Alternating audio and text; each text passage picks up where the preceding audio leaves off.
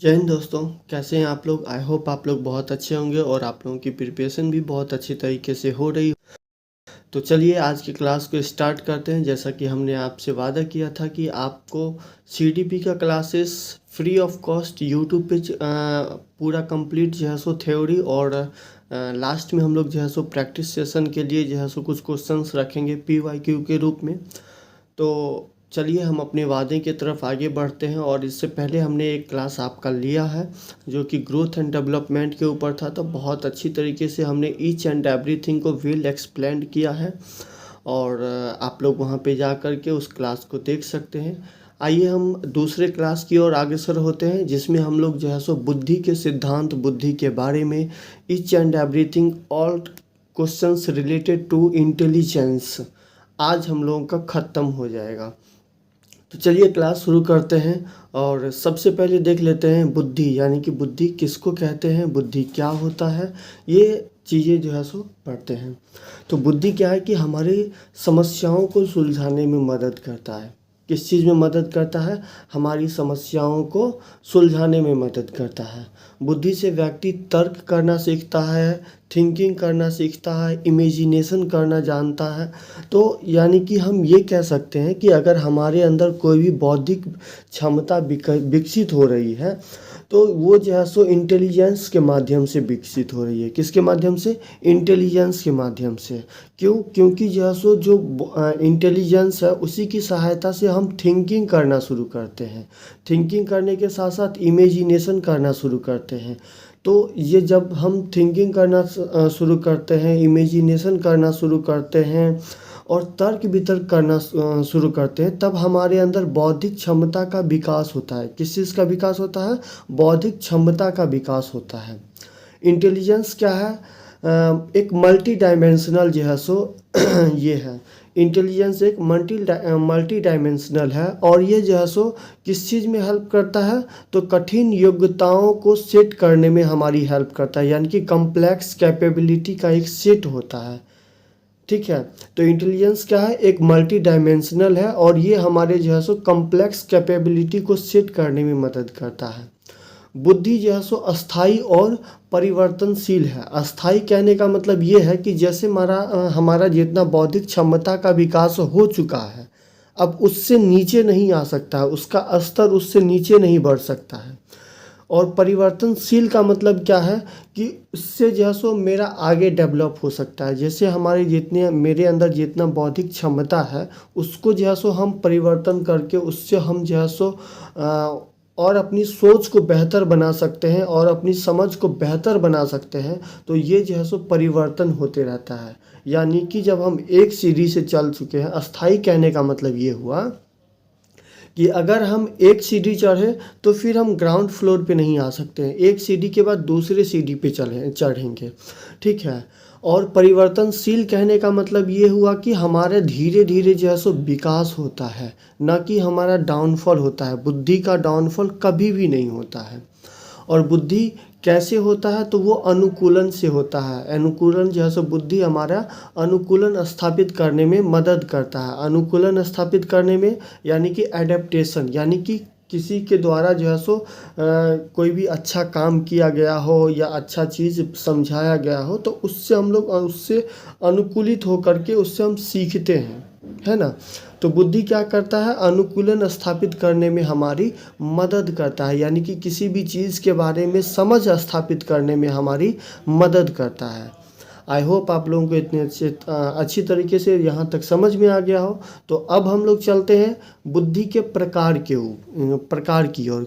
कहाँ चलते हैं? बुद्धि के प्रकार की ओर। तो बुद्धि के प्रकार बहुत सारे प्रकार हैं। तो आइए हम लोग देखते हैं कौन कौन से प्रकार हैं, कैसे कैसे हैं।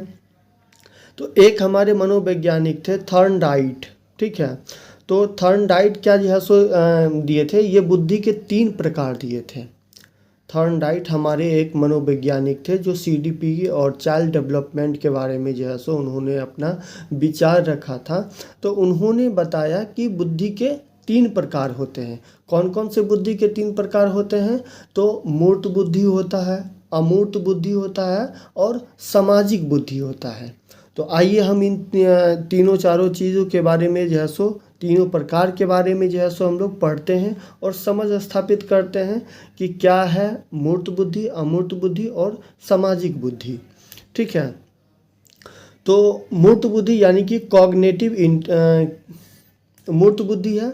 तो मूर्त बुद्धि यानी कि कॉन्क्रिएट इंटेलिजेंस।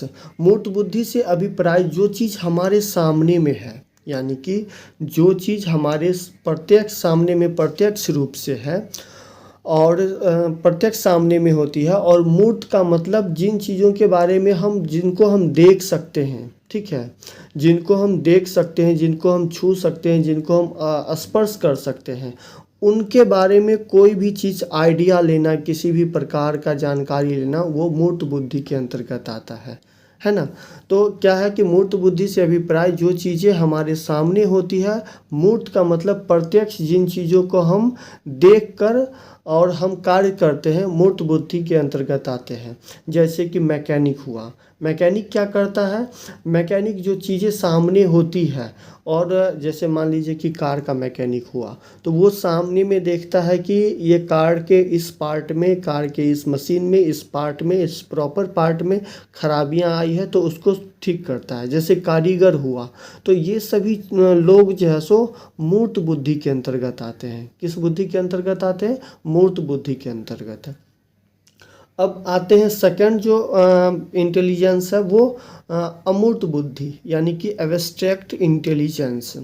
जो चीज़ हमारे सामने नहीं होता है, अमूर्त बुद्धि क्या होता है?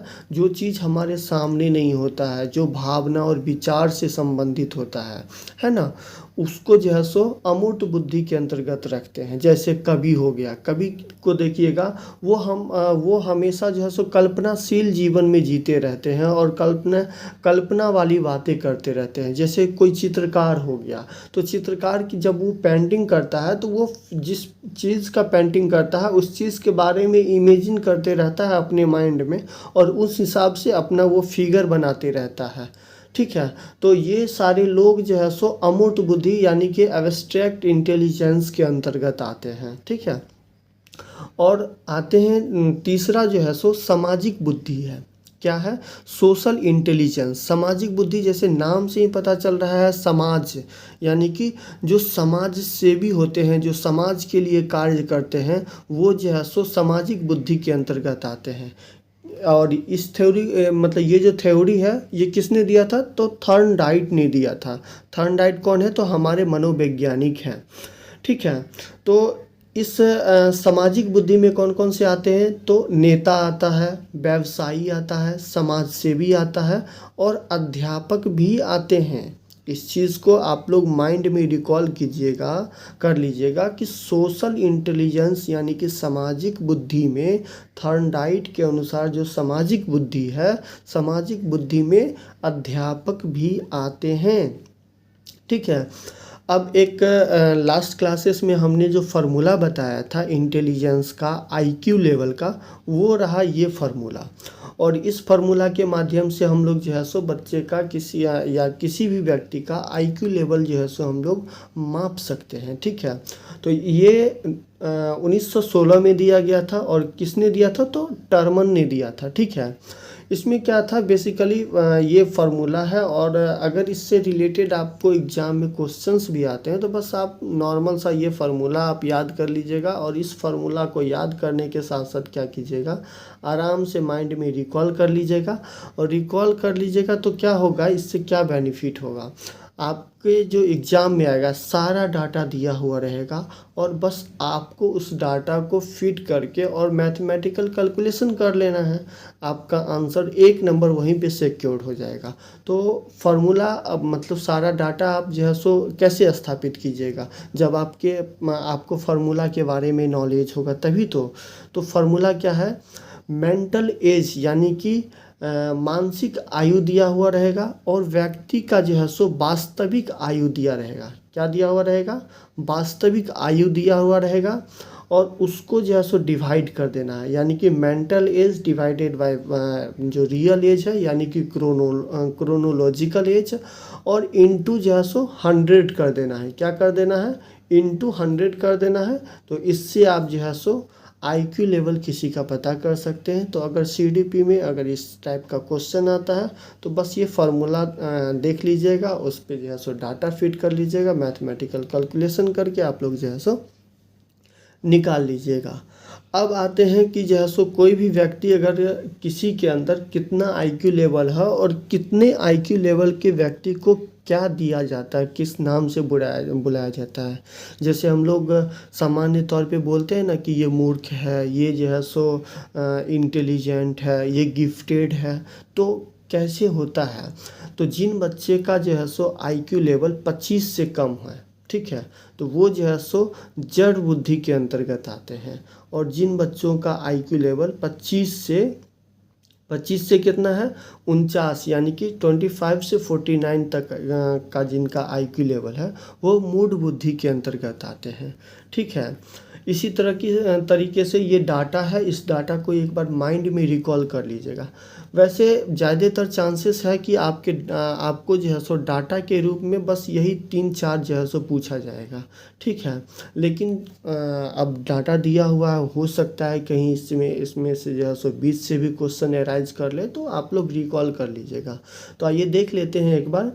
50 से यानी कि 50 से 69 जिनका आईक्यू लेवल होता है वो मूर्ख बुद्धि कहते हैं, ठीक है। और जिनका जो है सो आईक्यू लेवल 70 से 79 होता है वो मंद बुद्धि के अंतर्गत आते हैं। किसके अंतर्गत आते हैं? मंद बुद्धि के अंतर्गत आते हैं। और जिन व्यक्तियों का आईक्यू लेवल 80 से 89 तक होता है वो सामान्य बुद्धि से नीचे आते हैं। किसके अंतर्गत आते हैं? सामान्य बुद्धि से जितना सामान्य आईक्यू लेवल होना चाहिए उससे थोड़ा सा नीचे रहते हैं, ठीक है। और जिन व्यक्तियों का आईक्यू लेवल 90 से 109 तक रहता है वो एवरेज व्यक्ति कहलाते हैं, यानी कि सामान्य बुद्धि वाले व्यक्ति कहलाते हैं।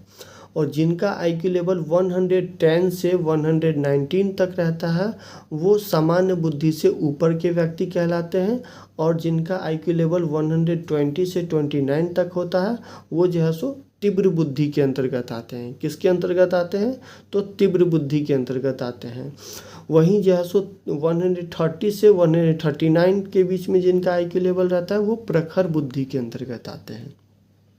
और जो गिफ्टेड स्टूडेंट होते हैं, गॉड गिफ्टेड स्टूडेंट जैसे कहते हैं ना, जैसे मतलब कंप्यूटर मैन शायद आई थिंक कौटिल्य या गूगल बॉय कौटिल्य को कहा जाता है। तो ऐसे बच्चों के लिए जो है सो ऐसे बच्चों को गिफ्टेड बच्चों की श्रेणी में रखा जाता है। और उनका आईक्यू लेवल 140 से अधिक होता है, 140 से अधिक होता है। तो इसको जो है सो प्रतिभाशाली या गिफ्टेड बच्चे कहते हैं, ठीक है। आइए अब थोड़ा सा जो है सो गिफ्टेड बच्चों से जो है सो हमारे आए दिनों सीडीपी में बहुत सारे क्वेश्चंस आते हैं, तो इनके बारे में थोड़ा और जानकारी ले लेते हैं कि गिफ्टेड स्टूडेंट कहते किसको हैं।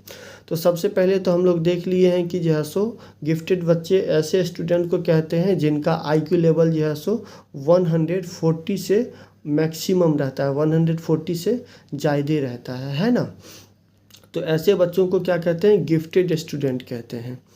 अब जो है सो आते हैं ये जो है सो जो गिफ्टेड बच्चे होते हैं वो अपने डिसीजन लेने में इंडिपेंडेंट होते हैं। वो खुद का डिसीजन खुद लेते हैं, उनको क्या करना है लाइफ में, कैसे आगे बढ़ना है, ये सारी चीज़ों के बारे में वो खुद डिसीजन लेते हैं। ना कि अपने पेरेंट्स पे, ना अपने दोस्त पे या किसी दूसरे पे निर्भर नहीं होते हैं। वो डिसीजन खुद लेते हैं, आत्मनिर्भर रहते हैं, ठीक है।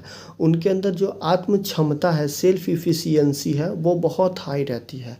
किसी भी काम को वो खुद से बढ़ चढ़ के आगे जो है सो हिस्सा लेंगे और वो खुद से जो है सो करने की कोशिश करेंगे।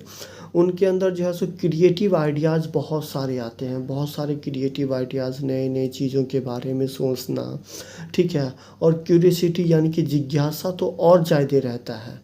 क्या रहता है? क्यूरियोसिटी यानी कि जिज्ञासा रहता है। उनके अंदर क्रिएटिव आइडियाज़ बहुत ज़्यादा आते हैं। उनमें जो है सो आत्म क्षमता यानी कि सेल्फ एफिशिएंसी बहुत हाई होता है। और वो डिसीजन लेने में बहुत ज़्यादा मतलब इंडिपेंडेंट रहते हैं, ठीक है। इनको एक स्पेशल सपोर्ट की नीड होती है जो कि सामान्य तौर पे स्कूल में नहीं मिल पाता है।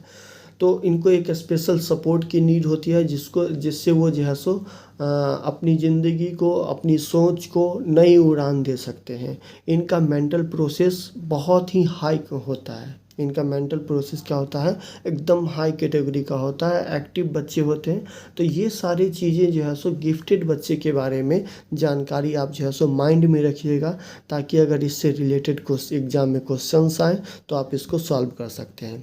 बेसिकली सीडीपी क्या है कि आप जो है सो सीडीपी में आप समझ स्थापित कीजिए किसी भी टॉपिक के बारे में। रूट लर्निंग नहीं है इसमें, रूट लर्निंग बिल्कुल भी नहीं रखना है। और ऐसे क्वेश्चंस भी आएंगे कि क्या आप बच्चों को रटाना सिखाएंगे या समझाना सिखाएंगे, तो वहाँ पे आपको ऑप्शंस क्लिक करने होंगे कि बच्चों को हम बच्चे के अंदर समझ स्थापित करेंगे, ना कि रूट लर्निंग।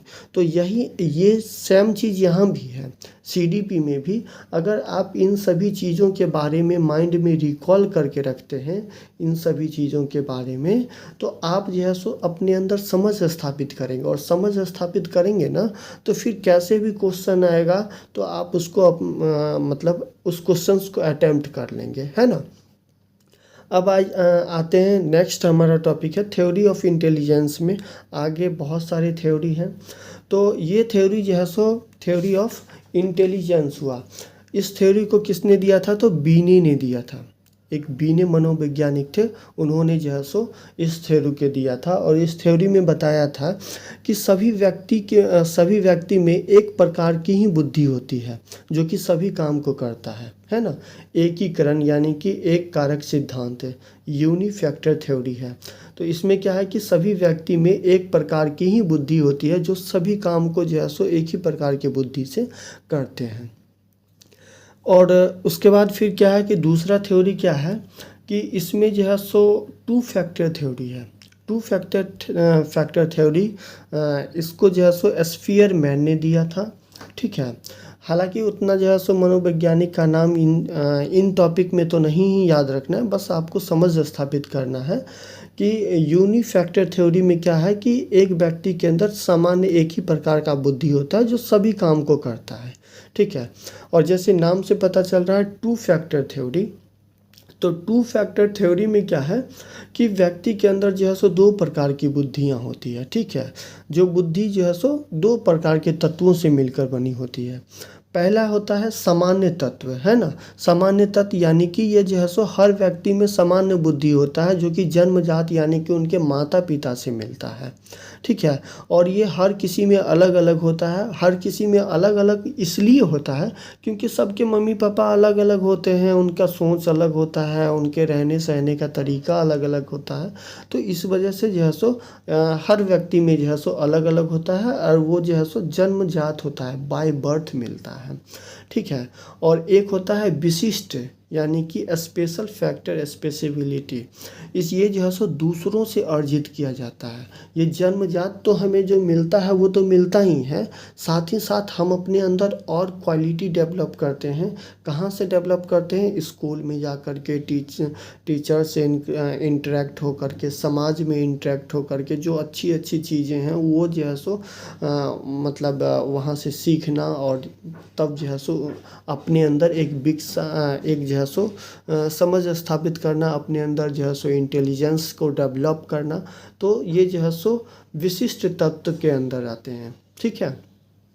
अब आ जाते हैं कि ग्रुप फैक्टर, यानी कि ग्रुप मतलब जैसे ग्रुप से ही पता चल रहा है कि ये जो है सो एक किसी खास ग्रुप के जो है सो ग्रुप से हमें जो है सो इंटेलिजेंस मिलेगा। ये जो है सो थर्स्टन दिया था। कौन दिया था, थर्स्टन दिया था।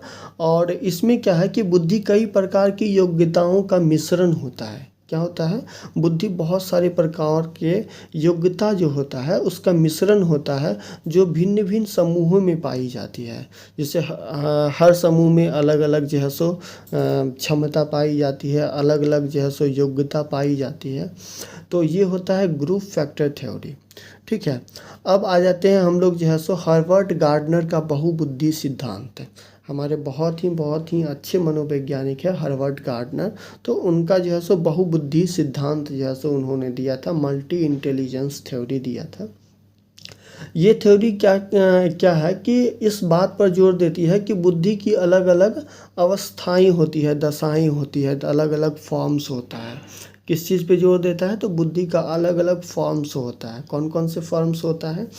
जैसे साप्ताहिक भाषाई बुद्धि, शाब्दिक भाषाई बुद्धि, ठीक है। इसमें क्या है कि बच्चे मतलब जो लोग होते हैं उनके अंदर भाषा और शब्द का जो है सो बहुत ज़्यादा मतलब संग्रहण होता है, जिससे जो है सो ऐसे व्यक्ति के अंदर जो है सो मतलब जिन व्यक्ति के अंदर भाषा और शब्द का जो है सो बहुत ज़्यादा संग्रह होता है, वैसे व्यक्ति क्या बनते हैं? वकील बनते हैं, पत्रकार बनते हैं, कवि बनते हैं, इत्यादि जो है सो बनते हैं, जो शब्द के आधार पे जो है सो जिनका काम होता है, ठीक है। दूसरा है तार्किक गणितीय बुद्धि, यानी कि लॉजिकल मैथमेटिकल इंटेलिजेंस। इसमें क्या है कि बच्चे जो है सो तार्किक, जिनके अंदर जो है सो तार्किक योग्यता होता है, मैथमेटिकल कैलकुलेशन अधिक होता है, बहुत फास्ट मैथमेटिकल कैलकुलेशन कर लेंगे, और बहुत जल्दी जो है सो किसी भी चीज़ के बारे में लॉजिकल थिंकिंग कर लेंगे।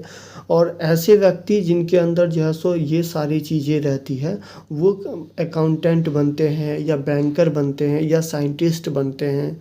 जैसे हमारे साइंटिस्ट हो गए, आप देख रहे हैं APJ अब्दुल कलाम, ठीक है। तो इनके मतलब ऐसे व्यक्ति क्या होते हैं?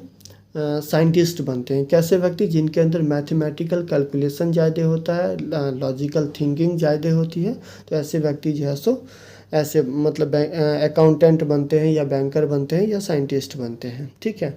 नेक्स्ट हमारा है स्थानिक बुद्धि। स्थानिक बुद्धि क्या होता है? ऐसे व्यक्ति जिनके अंदर जो है सो जो चीज़ सामने में दिख रही है, जिसका छवि जो है सो मस्तिष्क में छपता है, तो वो स्थानिक बुद्धि हो गया। ऐसे व्यक्ति जिनके अंदर जो है सो स्थानिक जो है सो छवि जो है सो सामने में बनता है, उनको क्या कहते हैं? वो किस कैटेगरी में आते हैं? तो मूर्तिकार बनते हैं या चित्रकार बनते हैं या आर्किटेक्चर बनते हैं। तो ये सारी चीज़ें हैं। बेसिकली आप इस चीज़ में देखिएगा कि जैसे गतिशील हो गया, ठीक है, शारीरिक गतिक बुद्धि हो गया, तो इससे नाम से ही पता चलता है, हर बुद्धि के इंटेलिजेंस के नाम से ही पता चलता है कि किस टाइप का लोग जो है सो इस कैटेगरी के अंतर्गत आते हैं। जैसे शारीरिक गतिक बुद्धि होता है, इसमें जो है सो शरीर को गति प्रदान करता है, ठीक है। और शरीर को गति कौन प्रदान करेगा? तो जो अभिनेता होगा, जो एक्टर होगा, या जो डांसर होगा, जो एथलेटिक्स होगा, वही तो शरीर को गति प्रदान करेगा। पढ़ने लिखने वाले जो स्टूडेंट है या जो साइंटिस्ट हैं, वो अपनी बॉडी को गति प्रदान करके क्या करेंगे? जो बैंकर हैं वो अपने बॉडी को गति प्रदान करके क्या करेंगे? कुछ नहीं कर सकते। उनका काम है एक टेबल चेयर पे बैठ के और जो है सो मैथमेटिकल कैलकुलेशन करना, तो वो बॉडी को तो गति नहीं देंगे। बॉडी को गति कौन देंगे? जो एथलेटिक्स हैं, डांसर हैं। तो एज ए नेम से जो है सो पता चल जाता है कि वे किस प्रकार की बुद्धि के अंतर्गत आते हैं। जैसे हमारा पांचवा है संगीतीय बुद्धि, है ना। संगीतात्मक इंटेलिजेंस, यानी कि म्यूजिकल इंटेलिजेंस। इसमें क्या है? ऐसे व्यक्ति जो है सो सिंगर बनते हैं या इंटरटेनर बनेंगे, जिनके अंदर जो है सो संगीत का बुद्धि जो है सो अधिक होगा, है ना। अब जो हमारा जो मेन समझने वाली चीज़ है, वो जो है सो पॉइंट नंबर 6 है और 7 है। 6 में क्या है? इंटरपर्सनल इंटेलिजेंस, है ना। इंटरपर्सनल इंटेलिजेंस, और एक शब्द आता है इंट्रापर्सनल इंटेलिजेंस, है ना। ये दोनों के बीच में समझ स्थापित करना है। तो इंटरपर्सनल इंटेलिजेंस में क्या होता है कि जो व्यक्ति जो है सो दूसरे के साथ कैसे इंटरेक्ट हो, जिस व्यक्ति के अंदर दूसरे के साथ कैसे इंटरेक्ट हो, उनके भावना के बारे में कैसे पता लगा सके, उनको समझ करके और उनके अंदर जो है सो हम अपनी विचार को कैसे समझा सके, ठीक है। ऐसे लोग जो है सो लीडर बनते हैं या जो है सो सामाजिक कार्यकर्ता बनते हैं, या टीचर का भी सेम काम ही है। अगर हम बच्चों के बारे में नहीं समझ पाएंगे, बच्चों की मेंटल कंडीशन को हम नहीं समझ पाएंगे, जब तक हम समझ नहीं पाएंगे तब तक हम उनको समझा नहीं पाएंगे। तो समझाने के लिए सबसे पहले क्या ज़रूरी है? समझ स्थापित करना। किसका? बच्चों का, है ना। तो ये मतलब ये इंट्रापर्सनल इंटेलिजेंस के अंतर्गत आते हैं और ये जो है सो क्या करते हैं, दूसरों के बारे में, दूसरे व्यक्ति के बारे में जो है सो समझ स्थापित करते हैं और उनसे इंटरेक्ट होते हैं, ठीक है, और इंटरेक्ट होकर के तब उनको जो है सो समझाते हैं। एक होता है इंट्रा पर्सन, है ना। तो इंट्रा पर्सन क्या होता है? इंट्रा पर्सन में जो है सो ऐसे व्यक्ति खुद से इंटरेक्ट होते हैं। क्या होते हैं? खुद के साथ इंटरेक्ट होते हैं और जिन व्यक्तियों में इनका विकास अधिक होता है वो क्या कहते हैं? आध्यात्मिक गुरु बनते हैं, है ना। कि आध्यात्मिक गुरु, खुद के बारे में जानना, खुद के तथ्यों के बारे में जानकारी इकट्ठा करना, ऐसे लोग, ठीक है। नेक्स्ट हमारा है प्राकृतवादी बुद्धि। प्राकृतवादी ऐसे कौन से लोग हैं जो प्रकृति से इंटरेक्ट होते हैं? तो किसान, जो हमारे देश की आन बान शान हैं किसान, वो क्या होते हैं कि मतलब नेचर से इंटरेक्ट होते हैं। किस चीज़ से इंटरेक्ट होते हैं? नेचर से। तो प्राकृतवादी बुद्धि में कौन से आ गए? किसान हो गए, फार्मर्स हो गए, ये सभी लोग जो है सो इस कैटेगरी में आते हैं। अब है हमारा अस्तित्ववादी बुद्धि, है ना।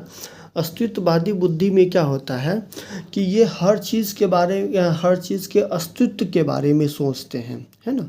किस चीज़ के बारे में? हर चीज़ के अस्तित्व के बारे में कि मतलब यह दुनिया कैसे आया, भगवान कौन है, हम कौन हैं, मेरा जीवन हुआ तो क्यों हुआ, हम क्यों इस धरती पे आए, मेरा क्या कर्तव्य है, ये सभी चीज़ों के बारे में जो है सो किसी भी चीज़ के अस्तित्व के बारे में सोचते हैं। तो ऐसे लोग किस कैटेगरी में आते हैं? तो साधु संत जो होते हैं वो अस्तित्ववादी में आते हैं, या जो फिलोसोफर होते हैं वो जो है सो अस्तित्ववादी में आते हैं। तो ये रहा हम लोगों का क्या कहते हैं, हार्वर्ड गार्डनर का जो है सो बहुबुद्धि सिद्धांत, यानी कि मल्टी इंटेलिजेंस थ्योरी। अब इनका आलोचना भी हुआ था, ये जो थ्योरी दिए थे तो इनका आलोचना हुआ था। आलोचना क्या हुआ था कि जैसे मैंने आप लोगों को बताया कि एज ए नेम सजेस्ट बता रहा है कि जो है सो नाम से ही पता चल रहा है कि लोग के अंदर किस टाइप का बुद्धि आता है ना। तो इनका आलोचना ये हुआ था कि ये मल्टीपल इंटेलिजेंस थ्योरी को वैलिड नहीं माना जा सकता है। क्यों नहीं माना जा सकता है? क्योंकि जो है सो इनमें अलग अलग इंटेलिजेंस को मापा नहीं जा सकता है। जैसे कि हमने अभी आईक्यू लेवल का, किसी भी व्यक्ति के आईक्यू का जो है सो डेफिनेशन दिया था और परिभाषा दिया था और एक फार्मूला दिया था। तो उनका मापने का, इंटेलिजेंस मापने का हर व्यक्ति का जो है सो मतलब एक ही तरीके से ये नहीं हो सकता है, ठीक है। तो अलग अलग इंटेलिजेंस को मापा नहीं जा सकता है। नेक्स्ट हमारा 3 डायमेंशनल थ्योरी है। क्या है? 3 डायमेंशनल थ्योरी। इसको किसने दिया था? तो जेपी गिलफोर्ड ने दिया था। किसने दिया था? जेपी गिलफोर्ड ने। और ये जो है सो बुद्धि संरचना सिद्धांत भी इसको कहते हैं। क्या कहते हैं? इस थ्योरी को बुद्धि संरचना सिद्धांत कहते हैं। और इन्होंने जो है सो मतलब गिलफोर्ड के अनुसार मानसिक योग्यता प्रमुख रूप से 3 तत्वों से निर्मित होती है। मानसिक योग्यता कितने तत्वों से निर्मित होती है? 3 तत्वों से। पहला है कंटेंट, यानी कि जो है सो जो विषय वस्तु होता है उससे। दूसरा ऑपरेशन, और तीसरा जो है सो उत्पादक यानी कि प्रोडक्ट से होता है ना। नेक्स्ट हमारा आगे देखते हैं। तो ये 3 तत्वों से मिलकर बना होता है। और उसके बाद है त्रिचापीय जो है सो या फिर त्रिघटकीय सिद्धांत, ठीक है। और इस सिद्धांत का प्रतिपादन स्टर्नबर्ग ने किया था। किसने किया था? स्टर्नबर्ग ने किया था। और स्टर्नबर्ग ने बुद्धि के 3 भागों में बांटा है। बुद्धि को कितने भागों में बांटा है? 3 भागों में बांटा है। पहला है अनुभवात्मक बुद्धि, दूसरा घटकीय और तीसरा संदर्भात्मक बुद्धि है ना, कॉन्टेक्सचुअल बुद्धि है। तो अनुभव से क्या मतलब है? अनुभवात्मक से क्या मतलब है? यानी कि अनुभवों के द्वारा जो है सो नई नई चीज़ों को खोजना, अपने समझ स्थापित करना, अनुभवों के द्वारा नई चीज़ों को खोजना, नई चीज़ों के बारे में नया चीज़ क्रिएट करना। तो ये जो है सो अनुभव के ऊपर टोटली डिपेंड है। दूसरा क्या है, घटकीय बुद्धि, है ना। घटकीय बुद्धि यानी कि घटकीय बुद्धि का क्या मतलब हुआ, ऐसे जो है सो क्या कहते हैं, जो किसी भी घटना से या फिर कल्पना शक्ति से बहुत ही कुछ सोच लेते हैं। ऐसे व्यक्ति क्या होते हैं, जो कल्पना शक्ति से बहुत कुछ सोच लेते हैं। ये जो है सो अमूर्त बुद्धि वाले व्यक्ति होते हैं। कैसे व्यक्ति होते हैं, अमूर्त बुद्धि वाले व्यक्ति होते हैं। और ऐसे लोग जो है सो हर चीज़ के पीछे कारण जानना चाहते हैं।